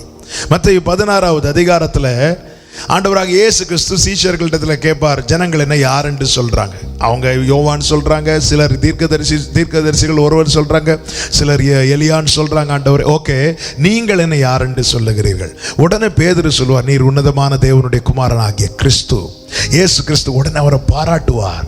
அவன், நீ பாக்கியவான், இது மாம்சமும் இரத்தமும் உனக்கு வெளிப்படுத்தவில்லை, பரலோகத்தில் இருக்கிற என் பிதா உனக்கு வெளிப்படுத்தி இருக்கிறார். இந்த கல்லின் மேல் என் சபையை கட்டுவேன், பாதாள வாசல்கள் மேற்கொள்வதில்லை என்கிற தீர்க்க தரிசனத்தை சொல்லிவிட்டு சொல்லுகிறார், பரலோகத்தின் திறவுகோலை நான் உனக்கு கொடுக்கிறேன்ப்பா எல்லாம் சொல்லி அவனை ஆசீர்வதித்து விட்டு அடுத்த வார்த்தையை சொல்லுகிறார். பாருங்கள். ஆமென். அதனுடைய 21 முதல் வாசியுங்கள். அது முதல் இயேசு தாம் எருசலேமுக்கு போய் பிரதான ஆசாரியராலும் வேத பாரகராலும் பல பாடுகள் பட்டு கொலையுண்டு மூன்றாம் நாளில் எழுந்திருக்க வேண்டும் என்பதை நம்முடைய சீஷர்களுக்கு சொல்லுகிறார். அதே 16வது அதிகாரத்துல ஆண்டவர் இதெல்லாம் சொல்லிவிட்டு அடுத்து தாம் படப்போகிற பாடுகளை குறித்து சொல்லுகிறார். எல்லாம் சொல்லிவிட்டு சொல்றார், இதெல்லாம் நடந்துட்டு 3வது நாளிலே நான் எழுந்திருக்க வேண்டும் என்று சொல்லுகிறார். இதை சொல்லி முடிச்சதும் பேதுரு என்ன செய்கிறான் பாருங்கள். அடுத்த வார்த்தை, பேதுரு அவரை தனியே அழைத்து கொண்டு போய், ஆண்டவரே, இது உமக்கு நேரிடக்கூடாது, சம்பவிப்பதில்லை என்று அவரை கடிந்து கொள்ள துவங்கினார். அவரோ திரும்பி பேதுருவை பார்த்து, எனக்கு பின்னாக போ சாத்தானே, நீ எனக்கு இடரலாய் இருக்கிறாய், தேவனுக்கு ஏற்றவைகளை சிந்தியாமல் மனுஷருக்கு ஏற்றவைகளை சிந்திக்கிறாய் என்றார். நல்ல கவனிச்சீங்களா? மாம்சீகமாய் பேதுரு சிந்திக்க ஆரம்பிக்கிறார். மாம்சீகமா சிந்திக்க காரணம் என்னன்னா அதனுடைய 21வது வசனத்தை பாருங்க. 2 பகுதி அந்த 21வது வசனத்தை நம்ம பார்க்கலாம். ஒன்று, இங்கே அவர் படப்போகிற பாடுகள், பாடுபட்டு கொலையுண்டு 3ஆம் நாளில் எழுந்திருக்க வேண்டும் என்று சொல்லுகிறார். அப்போ இந்த 3வது நாளில் அவர் எழும்புவார், திரும்ப இதிலிருந்து வெளியே வருவார், எழும்புவார். இது மட்டும் அவன் யோசிக்க ஆரம்பிச்சிருந்திருப்பான்னா இப்படி கேட்டிருக்க மாட்டான். அவன் அது யோசிக்கல. ஐயோ, அவர் பாடுபட போறாரு, அவர் கஷ்டப்பட போறாரு. இல்ல, எதற்காக இது? அதோடு அவருடைய சரித்திரம் முடிவதில்லை. இதற்கு பின்பதாக ஒரு பெரிய உயிர்த்தெழுதல் இருக்கிறது. இதற்கு பின்பதாக ஒரு பெரிய வல்லமை இருக்கிறது. இக்காலத்து பாடுகள் இனி வரப்போகிற மகிமைக்கு ஒப்பானதல்ல. இதை நினைச்சிட்டான் அவன் மாம்சீகமா யோசித்திருக்க மாட்டான். ஐயோ, இக்காலத்தில் பாடுகளா, இக்காலத்தில் நெருக்கமா, இப்படி யோசிக்க ஆரம்பிச்சதும் அவன் சொல்றான், ஆண்டவர் அது வேண்டாம். வேதம் என்ன சொல்லுகிறது? இக்காலத்து பாடுகள் இனி வரப்போகிற மகிமை. அப்போஸ்தலர்களுக்குள்ள இந்த காரியங்கள், இதே பேதுரு தான் குணமாக்கப்பட்ட பிறகு, தன் வழியை சரி பண்ணின பிறகு நிருபம் எழுதும்போது முதல்ல எழுதினதே 1வது அதிகாரத்துல, 1வது அதிகாரம் 6-7 வசனங்கள் எழுதினது என்ன தெரியுமா? துன்பப்பட வேண்டியது அவசியம். 1 பேதுரு 1:7 சொல்லுகிறார், ஆமென், அழிந்து போகிற பொன் அக்கினியினாலே சோதிக்கப்படும். அதை பார்க்கிலும் அதிக விலையேறப்பட்டதா இருக்கிற உங்கள் விசுவாசம் சோதிக்கப்பட்டு கிறிஸ்து இயேசு வெளிப்படும் போது அது உங்களுக்கு எப்படி இருக்குமா? கீர்த்தியும் புகழ்ச்சியும் மகிமையுமா இருக்குமா. இதே பேதுரு குணமாக்கப்பட்ட பிறகு எழுதுறார். இப்போ என்ன சொல்றார்? ஆண்டவர் அது வேண்டாம் ஆண்டவரே. ஏன் இங்க மாம்சீகமா யோசிக்க காரணம் என்ன தெரியுமா? நித்தியத்தை குறித்த எண்ணம் இல்லை. அப்போ இந்த மாம்ச சிந்தை அவனில் வெளிப்பட ஆரம்பிச்சதும் கர்த்தர் யாரை கடிந்து கொண்டார்? சாத்தானை. அப்படி என்றால் மாம்சமா யோசிக்கிறோனாலே அதுக்கு பின்னாடி யார் இருக்கிறா? சாத்தான் இருக்கிறான். மாம்சீகமா ஒருத்தங்க உயரும் போது இல்ல பிறருக்கு மேல மாம்ச சிந்தையை நம்ம மாம்சீகமா யோசிக்க ஆரம்பிச்சாலே அதுக்கு கூட பகை, கசப்பு, விரோதம், பொறாமை இவைகள் எல்லாம் கூடவே வளர்ந்துட்டு இருக்கும். மாம்சீகமா நம்ம யோசிக்கிறோம்னாலே அதுக்கு பின்னாடி பிசாசு இருக்கிறான், கடிந்து கொள்ளுங்கள். எனவேதான் அப்போஸ்தலனாகிய பவுல் சொல்லுகிற வார்த்தையை கேளுங்கள். 2 கொரிந்தியர் 3:5 வாசியுங்கள். 2 கொரிந்தியர் 3 எங்களால் ஏதாகிலும் ஆகும் என்பது போல, எங்களால் ஏதாகிலும் ஆகும் என்பது போல ஒன்றை யோசிக்கிறது நாங்கள் எங்களாலே தகுதியானவர்கள் அல்ல. அதாவது இதை இப்படி செய்யலாமான்னு ஒரு காரியத்தை கூட யோசித்து என்னால செய்ய முடியாது. எங்களால் ஏதாகிலும் ஆகும் என்று என்பது போல ஒன்றை யோசிக்கிறதற்கு ஒரு காரியத்தை கூட எங்க சுயத்தால சாதிக்க முடியாது என்கிறதுல நிச்சயமா இருந்ததுனாலதான் பவுலுக்கு என்ன அதிகமா கிடைத்தது தெரியுமா? கிருபை அதிகமா கிடைத்தது. என்னால் ஒன்றும் கூடாதென்று என்னை நான் தந்துவிட்டு, என்னால முடியாதுன்னா நான் அவர்கிட்ட தானே கொடுத்தாகணும். என்னால முடியல, நான் அவரை சார்ந்து, நான் என் சுயத்தை சார்ந்தல்ல, நான் அவரை சார்ந்து இருக்கணும். ஆண்டவர் ஜனங்கள் நெருக்கம் வரும்போது மட்டும் ஆண்டவர் வேணும்னு வரீங்களே, விசாலமாக்கும் போது ஒவ்வொரு காரியத்துக்கும் அதை ஏசாயா 30வது அதிகாரத்தின் 1 வாசியுங்கள். ஏசாயா 30வது அதிகாரம் 1வது வசனம். வேகமாக. பாவத்தோட பாவத்தை கூட்டும்படி என்னை அல்லாமல் ஆலோசனை பண்ணி என் ஆவியை அல்லாமல் தங்களை மூடிக்கொள்ள பார்க்கிறவர்கள், என்னை அல்லாமல் ஆலோசனை பண்ணி, இல்ல இந்த வசனத்தை பாத்தீங்களா? அவ சுயமா யோசித்து எடுக்கிற தீர்மானங்கள் என்ன செய்கிறோமா? அப்படி செய்கிறது பாவத்தோட பாவத்தை கூட்டுறோமா? என்னை அல்லாமல். ஏன் நிறைய காரியத்தில் ஆண்டவரை இன்வால்வ் பண்றது இல்ல தெரியுமா? ஆண்டவர் இன்வால்வ் பண்ண ஆரம்பிச்சா நிறைய காரியங்களை நம்ம மாற்ற வேண்டி இருக்கும். அப்படி மாற்றும் போது நிறைய சொந்தங்களை நம்ம திருப்திப்படுத்த முடியாது. நமக்கு வர எல்லாரையும் திருப்திப்படுத்தணும். நமக்கு உலகத்தில் இருக்கிற நமக்கு இருக்கிற உறவுகளை எல்லாரையும் திருப்திப்படுத்தி வாழணும். நல்லா புரிஞ்சுக்கோங்க, எல்லாரையும் திருப்திப்படுத்தி வாழணும்னு நினைக்கிறவன் ஒருத்தரையும் திருப்திப்படுத்த முடியாது, தானும் திருப்தி அடைய மாட்டான். ஆமாம், இன்று உறவுகள் எல்லாம் தேடி வர காரணம் என்ன? கர்த்தர் உங்களுக்கு தந்த நன்மையினால் அல்லவா? கர்த்தர் உங்களை உயர்த்தி வைத்ததுனால அல்லவா? கர்த்தர் உங்களை ஆசீர்வதித்ததுனால அல்லவா? நெருக்கம் வரும்போது ஆமென் யாராவது வந்து ஏதாவது பேச வந்தாங்களா? இல்ல. அப்போல்லாம் கர்த்தர் மாத்திரமே தஞ்சமா இருந்தார் அல்லவா? ஆனா ஒரு காரியம் நடக்கும் போது மாத்திரம் கர்த்தரை வெளியே தள்ளிவிட்டு ஆலோசனை பண்ணுவது. சீஷர்கள், இயேசு கூடவே இருக்கிற சீஷர்கள் ஒரு விஷயத்தை தங்களுக்குள்ளே ஆலோசனை பண்ணாங்க. இயேசுவை சேர்க்கல. எந்த விஷயம் தெரியுமா? பரலோகத்தில் யாரு பெரியவனா இருப்பான். அந்த ஆலோசனையில யாரை சேர்க்கல? இயேசுவை சேர்க்கல. இயேசுவை சேர்த்திருந்தா இந்த டாபிக் எடுக்கவே விட்டுருக்க மாட்டார். அதனால அவர்கிட்ட சொல்லாத, நமக்குள்ள பேசுவோம். அவர் பாவம் ஊழியம் முடிச்சு டயர்டா இருப்பார், கொஞ்சம் தூங்கட்டும். நமக்குள்ள பேசுவோம்.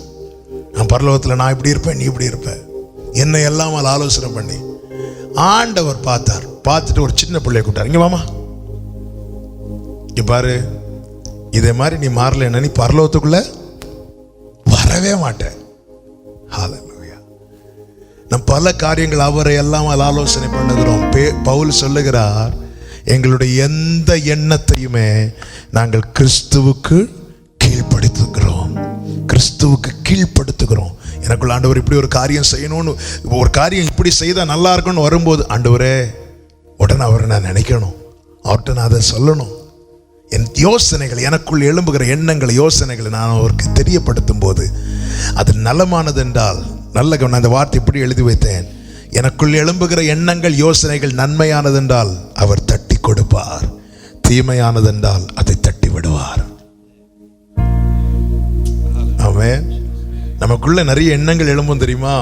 யோசனைகள் எழும் தெரியுமா? பவுல் சொல்றாரு, எந்த எண்ணத்தையுமே நாங்கள் கிறிஸ்துவுக்கு கீழ்ப்படுத்துகிறோம்.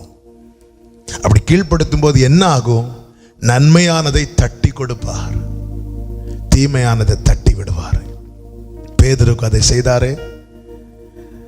நீர் உன்னதமான தேவனுடைய குமாரனாகிய கிறிஸ்து என்று வெளிப்படுத்தின போது தட்டி கொடுத்தார்.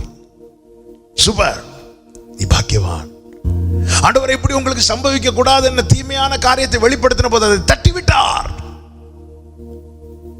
எனவே அவரை அல்லாமல் ஆலோசனை பண்ணாதிருங்கள். இன்னைக்கு அநேக காரியங்கள் நாம் தேவனை இன்வால்வ் பண்ண, தேவனை நாம் சேர்க்காமல் அவரை அல்லாமல் ஆலோசனை பண்ணது நிமித்தம் இன்னைக்கு நாம் பல காரியங்களை அனுபவித்து வேதனைப்பட்டு கொண்டு இருக்கிறோம். அநேகரை பிரியப்படுத்த பார்த்து திருப்திப்படுத்த தேவன் நம்மை பிரித்து எடுத்திருக்கிறாருங்க. நம் உலகத்தோடு உலகத்தார் அல்லன்னு சொல்லிதான் பிரித்து எடுத்தார். ஆனால் ஒவ்வொரு காரியம் வரும்போது உலகத்தாரை போல நாம் நம்மை மாற்றிக்கொண்டு செல்வோமானால், உலகத்தோடு ஒத்து போவோமானால், அது நிமித்தம் மகா இக்கட்டில் அகப்பட்டிருக்கிறோம். அதை தான் நெகேமியா உட்பட ஜனங்கள் சொல்லுகிறார்கள், ஆண்டவரே எங்களுடைய துர்க்கர்மங்களின் நிமித்தம் நாங்கள் இந்த இக்கட்டில் அகப்பட்டிருக்கிறோம். கர்த்தருக்கு பிரியமானது இன்னது என்பதை அறிந்து உணர்ந்து செய்யணும். உங்கள் வழிகளை சிந்தித்து பாருங்கள், உங்கள் வழிகளை பார்த்து குணமாக்குவேன் என்று சொல்லுகிறார். நாம் நம்முடைய பொல்லாத வழியை விட்டு திரும்பி நம்முடைய வழிகளை சீர்படுத்த வேண்டும். எரேமியா 18வது அதிகாரம் 11வது வசனம். வேகமாய் வாசியுங்கள், நேரம் அதிகம் போகிறது. நான் சொல்லி செபிக்க விரும்புகிறேன். இப்பொழுதும் நீ யூதாவின் மனுஷரையும் எருசலேமின் குடிகளையும் நோக்கி, இதோ நான் உங்களுக்கு விரோதமாக ஒரு தீங்கை உருப்படுத்தி உங்களுக்கு விரோதமாக ஒரு காரியத்தை யோசிக்கிறேன். ஆகையால் ஒவ்வொருவரும் தன் தன் பொல்லாத வழியை விட்டு திரும்பி உங்கள் வழிகளையும் கிரியைகளையும் சீர்படுத்துங்கள் என்று கர்த்தர் உரைக்கிறார். சீர்படுத்துங்கள். எப்படி சீர்படுத்த? 1 தெசலோனிக்கேயர் 5வது அதிகாரம் 21-22 பார்க்கும்போது அதில் அருமையான வார்த்தை சொல்லப்பட்டிருக்கிறது. எல்லாவற்றையும் சோதித்து பார்த்து நலமானதை பிடித்து கொள்ளுங்கள், பொல்லாங்காய் தோன்றுகிற எல்லாவற்றையும் விட்டு விலகுங்க. இது பொல்லாங்குன்னு தெரிஞ்சா அதை சோதிக்க கூடாது. இது பொல்லாங்குன்னு தோணுச்சுனால அதை விட்டுறணும். இது பார்த்தா பாவத்தில் விழுந்துருவோன்னு தெரிஞ்சிட்டனாலே பார்த்து பார்ப்போம், பாவத்தில் விழாம கர்த்தாவே காத்துக்கொள், அப்படி அல்ல, அது பார்க்கக்கூடாது. இது பொல்லாங்குன்னு தெரிஞ்சுன்னா, இந்த சத்தம் கேட்டால் நமக்குள்ள குழப்பம் வரணும், அந்த சத்தம் கேட்கக்கூடாது. என் ஆடுகள் அந்நிய சத்தத்துக்கு விலகி ஓடும். பொல்லாங்காய் தோன்றுகிறத விட்டுறணும், அது இருக்கக்கூடாது, அதை வச்சிட்டு இருக்கக்கூடாது, அதை விட்டுறணும். இப்படி நாம் பொல்லாப்பை அகற்றணும், நம்முடைய வழியை சீர்படுத்தணும். அது மாத்திரமல்ல, ஒரு சில வசனங்களை கூட வேகமாய் வாசித்து ஜெபிக்கலாம். 119வது சங்கீதம் அதனுடைய 15வது வசனம். 119:15. Thank you Jesus. உமது கட்டளைகளை தியானித்து உமது வழிகளை கண்ணோக்குகிறேன். இதை தியானிக்கும் போது நம்முடைய பார்வை எதை பார்த்து தெரியுமா போகும்? உலகம் எந்த வழியா போகுதுன்னு பார்த்துல, உம்முடைய வழிகளை. இதை தியானிக்கிறவன் உபகாரத்துக்கு தக்கதாய் நடக்கிறான். அவன் பார்வை கர்த்தருடைய வழிகளின் மேல் இருக்கும். அடுத்து அதே 119:59 வாசியுங்க. என் வழிகளை சிந்தித்துக் கொண்டு என் கால்களை உம்முடைய சாட்சிகளுக்கு நேராக திருப்பினேன். உங்கள் வழிகளை சிந்தித்து பாருங்க. நம்ம எப்படி நடக்கிறோம், என்ன செய்கிறோம், அதை சிந்தித்து என்ன செய்யணுமா, இதை தியானிக்கிறோம் அல்லவா? தியானிக்கும் போது அவருடைய வழிகள் நம்முடைய வழிகளையும் வச்சு பார்க்கணும், ஒப்பிட்டு பார்க்கணும். அவர் என்னென்ன செய்யணும், எப்படி செய்யணும் சொல்லியிருக்கிறார், நான் என்ன செய்கிறேன், எப்படி செய்கிறேன், அதை பார்த்துட்டு என்ன செய்யணுமா தாவீது சொல்லுகிறார், உம்முடைய வழிகளை சிந்தித்து கொண்டு என் கால்களை உம்முடைய சாட்சிகளுக்கு நேராக திருப்பினேன். அதை 119 104 வாசியுங்கள். உமது கட்டளைகளால் உணர்வடைந்தேன். ஆதலால் எல்லா பொய் வழிகளையும் வெறுக்கிறேன். இந்த வார்த்தைகள்லாம் சேர்த்து சொல்லணும்னா, இதை வாசிக்கும் போது தியானிக்கும் போது நாம் உணர்வடையப்படுவோம். நாம் எந்த வழியில் இருக்கிறோம், என்ன செய்கிறோம். உணர்வடையப்படுவது மாத்திரமல்ல, அவருடைய பாதை என்னது என்பது நமக்கு காண்பித்து கொடுக்கப்படும். இந்த வசனம் கால்களுக்கு தீபம், பாதைக்கு வெளிச்சம் காட்டி கொடுக்கும் போது அவர் சொல்றார், ஆண்டவரே நான் எல்லா பொய் வழிகளை வெறுக்கிறேன், உம்முடைய வழிகளில் உம்முடைய சாட்சிகளுக்கு நேராய் என் பாதையை, என் காலடிகளை நான் திருப்புகிறேன். ஆண்டவரே, இதை தியானிக்கும் போது உணர்வடைவோம். இந்த நாளிலே கர்த்தர் அநேகரோடு பேசிக் கொண்டிருப்பதை என்னுடைய ஆவியிலே உணர முடிகிறது. என்னோடு பேசுகிறார், நம் ஒவ்வொருவரோடு பேசுகிறார். நம்முடைய வழிகளை பார்த்து குணமாக்க விரும்புகிறார். தாவீது சொல்லுகிறார், ஆண்டவரே உம்முடைய கட்டளைகளால் உணர்வடைந்து பொய் வழிகளை வெறுக்கிறேன், உம்முடைய வசனத்தை தியானித்து உம்முடைய வழிகளில் நோக்கமா இருக்கிறேன். நான் என் வழிகளை சிந்தித்துக் கொண்டு உம்முடைய சாட்சிகளுக்கு நேராக என் காலடிகளை திருப்புகிறேன் சொல்லிவிட்டு 143:10 அருமையான ஒரு ஜெபத்தை பண்ணுகிறார். என்ன ஜெபம் தெரியுமா? ஆண்டவர், எனக்கு தெரியுதுப்பா, இதுதான் ஜீவமா இருக்கும்னு தெரியுது, இந்த வழியில தான் நடக்கணும்னு தெரியுது, ஆனா என் சுயபலத்தால முடியல ஆண்டவரே. எனவே தகப்பனே, உம்முடைய நல்ல ஆவியானவர் என்னை செவ்வையான வழியில் நடத்துவாராக. உம்முடைய நல்ல ஆவி என்னை செம்மையான வழியில நடத்துவாராக. ஹல்லேலூயா. நான் இதை சேர்த்து சொல்லி ஜெபிக்கிறேன். இதை தியானியுங்கள், உணர்வடைந்து கர்த்தரிடம் திரும்புங்கள். கர்த்தருடைய ஆவியானவர் உங்களை அதிசயமாய் நடத்துவார். கைகளை உயர்த்தி ஆமென் சொல்லுங்க பார்க்கலாம். எல்லாரும் இருக்கிற இடத்துல எழுந்து நின்று, ஆண்டவரே, உமக்கு பிரியமானதை செய்ய எனக்கு கற்று தாரும் தேவனே. நீரே என் தேவன், உம் நல்ல பரிசுத்த ஆவியானவர் சபையான வழியிலே நடத்தி செல்லும் என்று இந்த பாடலை ஜெபமாக பாடி ஜெபிக்கலாம். ஹல்லேலூயா. உமக்கு பிரியமானதை செய்ய எனக்கு கற்று தாரும் தெய்வமே. உமக்கு பிரியமானதை செய்ய எனக்கு கற்று தாரும் தெய்வமே. 2 கைகளை விரித்து கேளுங்க. நீரே என் தேவன், உம் நல்ல பரிசுத்த ஆவியானவர் செம்மையான வழியிலே நடத்த வேண்டுமே. செம்மையான வழி சொல்லுங்க. நீரே என் தேவன், நீரே என் தேவன், உம் நல்ல பரிசுத்த ஆவியானவர் செம்மையான வழியிலே நடத்த வேண்டுமே. ரேக்கபதனரோ செம்மையான வழியிலே நடத்த மேகஸ்தம்பமே, மேகஸ்தம்பமே, அக்கினி ஸ்தம்பமே, தேற்றும் தெய்வமே, துணையாளரே.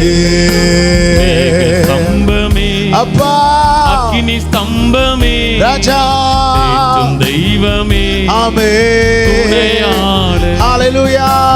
உமக்கு பிரியமானதை செய்ய எனக்கு கற்று தாரும் தெய்வமே. உமக்கு பிரியமானதை செய்ய தாரும் தெய்வமே. நீரே என் தேவா, நீரே என் தேவன், உம் நல்ல பரிசுத்த ஆவியானவர் செம்மையான வழியிலே நடத்த வேண்டும். எங்களை நீங்க தான் நடத்தணும். எங்களுக்கு கற்று தந்திரே நடத்த பாதை. நீரே என் தேவா, பாதையில எங்களை நடத்துங்கப்பா. வழிகளை பார்த்து குணமாக்க வேண்டும் சொன்னீங்க. எங்கள் காலடிகள் உம்முடைய வழியிலே ஸ்திரப்படுத்தும். உம்முடைய வழியில உம்முடைய சாட்சிகளிலே எங்கள் நடைகளை ஸ்திரப்படுத்தும், உறுதிப்படுத்தும். எங்களை நடத்துங்க, எங்களை குணமாக்கும், தேசத்தை குணமாக்கும். மேகஸ்தம்பமே, மேகஸ்தம்பமே, அக்கினி ஸ்தம்பமே, தேற்றும் தெய்வமே, துணையாளரே. மேகஸ்தம்பமே, அக்கினி ஸ்தம்பமே, ஹல்லேலூயா, தேற்றும் தெய்வமே, ஆமென். நன்றி தகப்பனே. கர்த்தர் தந்த வார்த்தைகளுக்காக எல்லாரும் கரங்களை உயர்த்தி ஆண்டவருக்கு மகிமை செலுத்துவோமா? ஹல்லேலூயா, ஹல்லேலூயா, ஹல்லேலூயா. பரிசுத்த பிதாவே, நல்ல தகப்பனே, நன்றியோடு உம்மை துதிக்கிறோம், ஸ்தோத்தரிக்கிறோம். அப்பா, நீர் நல்லவர், உம்முடைய மிகுந்த கிருபையினாலே அப்பா இந்த நாளில் உம்மை ஆராதிக்கும்படி நீர் கிருபை செய்தீர். நன்றி. உம்மை பாட, துதிக்க, ஆராதிக்க கிருபை தந்தீர். உம்முடைய வார்த்தையால் எங்களோடு பேசினீர், எங்களை பலப்படுத்தினீர், தைரியப்படுத்தினீர், எங்களை உணர்த்தினீர். ஆண்டவரே, எங்களை திருத்தினீர், எங்களை உருவாக்கினீர். நிச்சயமாக நீர் எங்களை குணமாக்குவீர். ஆண்டவரே அப்பா, எங்கள் பாதைகளை, எங்கள் வழிகளை உமக்கு முன்பாய் வைக்கிறோம். ஆண்டவரே, உம்முடைய கட்டளைகளால் உணர்வடைந்து இந்த பேசின வார்த்தைகள் எங்களுக்குள்ள உணர்வை தருவதாக, பேசிக்கொண்டே இருப்பதாக உணர்வடைந்து எல்லா பொய் வழிகளையும் வெறுத்து உம்முடைய சாட்சிகளுக்கு நேராய் திரும்ப எங்களுக்கு கிருபை செய்யும். உம்முடைய நல்ல ஆவியானவர் அந்த வழியாகவே எங்களை நடத்துவாராக, செவ்வையான வழியில் எங்களை நடத்துவாராக. எங்க ஒவ்வொருவரை அப்படியே நடத்தும். எங்களை குணமாக்கும், தேசத்தை குணமாக்கும். தேவன் பெரிய காரியங்களை செய்யும், நாமத்தை மகிமைப்படுத்தும். ஒவ்வொருவரை ஆசீர்வதியும், ஒவ்வொருவரை கண்மணி போல காத்துக்கொள்ளும். ஒரு தீங்கும் பொல்லாப்பு ஒருவரை அணுகாதபடி காத்துக்கொள்ளும். எல்லாருடைய தேவைகளை கிருபையாய் சந்தியும் கர்த்தர், கிருபையாய் சந்தியும் கர்த்தர். ஆசீர்வதியும் அண்ட் ஒவ்வொரு குடும்பத்திலும் மகிழ்ச்சியின் சத்தம் கேட்கட்டும், மன மகிழ்ச்சி உண்டாகட்டும். சமாதானம், தேவ சமாதானம் ஒவ்வொரு வீட்டையும் ஆட்கொள்ளட்டும், ஒவ்வொரு உள்ளங்களையும் ஆட்கொள்ளட்டும். கர்த்தருடைய கிருபை சூழ்ந்து கொள்ளட்டும். குடும்பமாய் உம்மை சேவிக்க, மகிமைப்படுத்த, இன்னும் அதிகமாய் உம்மை கிட்டி சேர எங்கள் ஒவ்வொருவருக்கு கிருபை செய்வீராக. வல்லமை உள்ள கரங்களில் தாழ்த்துகிறோம். கன மகிமை துதி ஸ்தோத்திரம் எல்லாமும் ஒருவருக்கு செலுத்துகிறோம். இரட்சகர் இயேசு கிறிஸ்துவின் நாமத்தில் ஜெபிக்கிறோம் எங்கள் இரக்கமுள்ள நல்ல பிதாவே, ஆமென். எல்லாரும் சேர்ந்து சொல்லுவோம். என் ஆத்துமாவே கர்த்தரை ஸ்தோத்திரி, என் முழு உள்ளமே கர்த்தருடைய பரிசுத்த நாமத்தை ஸ்தோத்திரி. என் ஆத்துமாவே கர்த்தரை ஸ்தோத்திரி, கர்த்தர் செய்த சகல உபகாரங்களை மறவாதே. ஆமென். நம்முடைய கர்த்தராகிய இயேசு கிறிஸ்துவின் கிருபையும், பிதாவாகிய தேவனுடைய அன்பும், பரிசுத்த ஆவியானவருடைய ஐக்கியமும் சிநேகமும் பாதுகாவலும் நம் அனைவரோடு கூட, எல்லா பரிசுத்தவான்களோடு கூட கர்த்தருடைய வருகை மட்டும் தங்கி இருப்பதாக. ஆமென், ஆமென், ஹalleluya. God bless you. கர்த்தர் உங்களை ஆசீர்வதிப்பாராக. ஆமென்.